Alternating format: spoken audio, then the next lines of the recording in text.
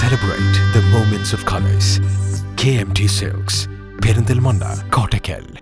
തൃത്താലയിൽ government medical college ഉൾപ്പെടെയുള്ള ഭാവി പദ്ധതികൾ പങ്കുവെച്ച് UDF സ്ഥാനാർത്ഥി VT ബൽറാം കൂറ്റനാട് പ്രസ് ക്ലബിന്റെ മീറ്റ് ദ കാൻഡിഡേറ്റ് പരിപാടിയിൽ സംസാരിക്കുകയായിരുന്നു VT ബൽറാം.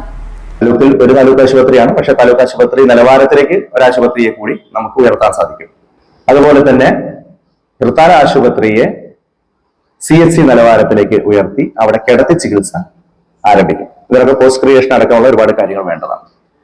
ഇങ്ങനെയുള്ള കുറെ കാര്യങ്ങളാണ് പ്രധാനമായിട്ടുള്ള നമ്മുടെ നിർദ്ദേശങ്ങൾ, അല്ലെങ്കിൽ ചെയ്യാൻ 100% സാധിക്കും എന്നുള്ള അഭിപ്രായമാണ്.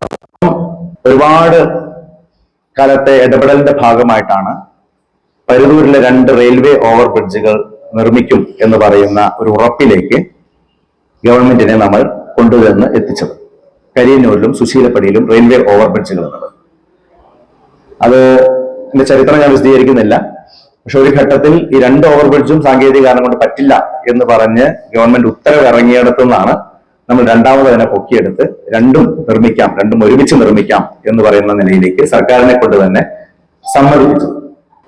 ആ നിലയിൽ എത്തിയ പദ്ധതികൾ 5 വർഷം കഴിഞ്ഞതിന് ശേഷം അതിലൊരു ഓവർ ബ്രിഡ്ജ് പോലും നിർമ്മാണത്തിലേക്ക് കൊണ്ടുവരാൻ സാധിച്ചിട്ടില്ല. മാത്രമല്ല, അന്ന് 2 ഓവർ ബ്രിഡ്ജുകളാണ് പറഞ്ഞിരുന്നത് എങ്കിൽ ഇന്ന് അതിലെ കരിയന്നൂർ ഓവർ ബ്രിഡ്ജ് ഏതാണ്ട് ഉപേക്ഷിച്ച മട്ടാണ്. സുശീലപ്പടി ഓവർ ബ്രിഡ്ജ് മാത്രമാണ് ഇപ്പോ നിലവിലുള്ളത്, പരിഗണനയിലുള്ളത്. അത് തന്നെ ടെൻഡർ നടപടികളിലേക്ക് കടന്നിട്ടേ ഉള്ളൂ.